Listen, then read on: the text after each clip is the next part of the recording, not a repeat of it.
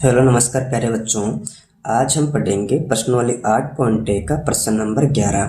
इस प्रश्न में आपको बताना है कि कौन सा कथन सत्य है और कौन सा कथन असत्य है और अपने उत्तर की पुष्टि भी करना। ठीक है, तो इस प्रश्न में टोटल 5 प्रश्न है, हम इनको बारी बारी से देखेंगे। ठीक है, इसका पहला प्रश्न देखो, जो tan a का मान हमेशा 1 से कम होता है।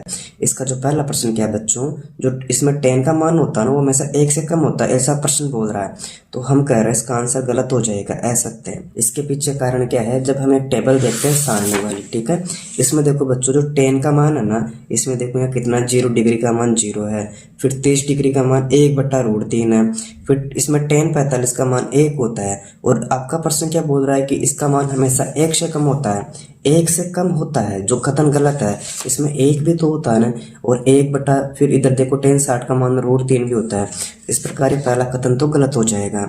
अब दूसरा प्रश्न पढ़ते हैं कि कोण ए के किसी मान के लिए sec a बराबर 12/5, ये सही है या गलत। इसको हम कैसे चेक करेंगे, अब इसमें देखेंगे हम, जो sec का मान होता है किसके बराबर होता है, इसमें ऊपर आएगी पहले सबसे बड़ी भुजा कर्ण, इसके बट्टे में आ जाएगा आधार। इसके पीछे रीजन क्या है, जो सबसे बड़ी भुजा होती है वो होती है कर्ण।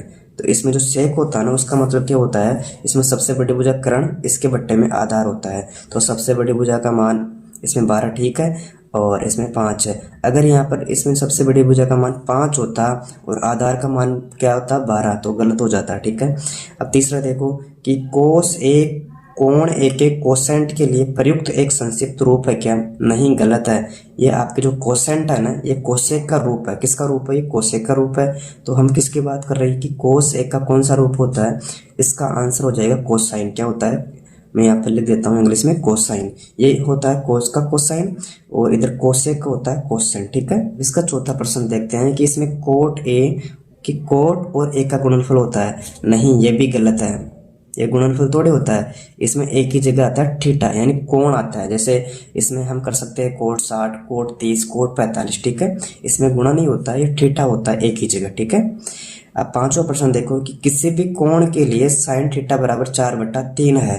अब इसको चेक करते हैं। पहले मुझे बताओ कि जो साइन का मान होता है वो किसके बराबर होता है। तो बच्चों हम देखते हैं साइन का मान होता है L/K, यानी हम L का मतलब लंब से लेंगे। मैं आप कर देता हूँ L/K। ठीक है, या हिंदी भाषा में बोले तो लंब/कर्ण है। मैंने क्या लिखा, लंब/कर्ण। ठीक है, अब आपको मैंने क्या बताया कि सबसे बड़ी भुजा होनी चाहिए कर्ण। अब इसमें देखो आपके सामने लंब का मान कितना है, 4 है, कोई बात नहीं। जो सबसे बड़ी भुजा कर्ण है उसका मान 3 नहीं होना चाहिए, ये तो गलत हो गया। मैंने क्या बोला, जो सबसे बड़ी भुजा कर्ण है उसका मान बड़ा ही होना चाहिए, इससे बड़ा होना चाहिए था। तो ये कथन क्या हो जाएगा, असत्य हो जाएगा। बस आपको इतना ही देखना था। इस प्रकार प्रश्न नंबर 11 हल होता है। अगर आपको वीडियो अच्छी लगी, वीडियो को लाइक करें, मित्रों के साथ शेयर करें, और चैनल पर पहली बार आए हो तो चैनल को सब्सक्राइब अवश्य करें। Thank you.